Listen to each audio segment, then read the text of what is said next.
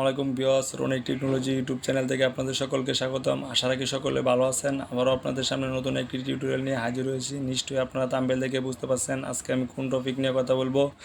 আপনারা যদি আমার চ্যানেলে নতুন হয়ে থাকেন তাহলে অবশ্যই চ্যানেলটি সাবস্ক্রাইব করে পাশে থাকা ঘন্টা আইকনটি বাজিয়ে দিবেন। আমরা যে জন্ম নিবন্ধনটি ইউনিয়ন পরিষদ থেকে এনেছি সেটি অনলাইনে আছে কিনা কিভাবে চেক করা সেটি আমরা সেই প্রসেসটি জানবো। চলুন তাহলে শুরু করা যাক। আমরা আমাদের কম্পিউটারে ক্রোম ব্রাউজারে ঢুকে যাব। ঢুকে যাওয়ার পর দেখেন প্লাস আইকন আছে, ওইখানে ক্লিক করব। ক্লিক করার পর দেখেন অ্যাড্রেস বারে আমরা আমাদের সেই লিঙ্কটি লিখে দিব। আমি আমার ডিসক্রিপশন বক্সে দিয়ে দিব, আপনারা চাইলে ওখান থেকে সরাসরি ঢুকে যেতে পারেন।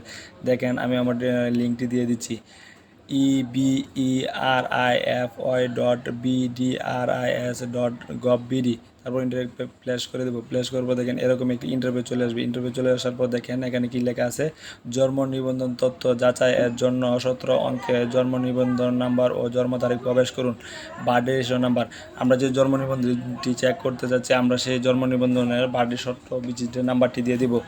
তারপর জন্ম তারিখটি দেবো। আমি আমার নাম্বারটি দিয়ে দিচ্ছি, আপনারা আপনাদের যে জন্ম চেক করবেন সেই নাম্বারটি দিয়ে দিবেন সত্য বিজিটের।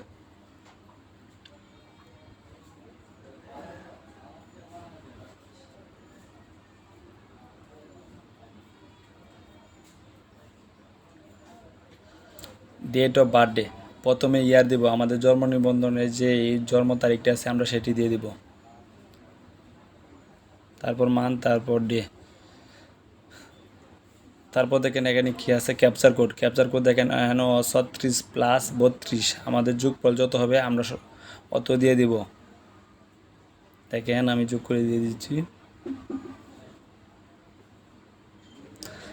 চার্জ আইকনে ক্লিক করে দেবো। ক্লিক করার পর দেখেন এরকম একটি ইন্টারভিউ চলে আসবে। তার মানে আমাদের জন্ম নিবন্ধনটি যেটি চেক করতে যাচ্ছি যে অনলাইনে আছে কিনা সেটি অনলাইনে আছে।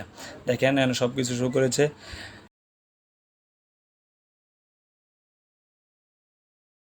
দিবেন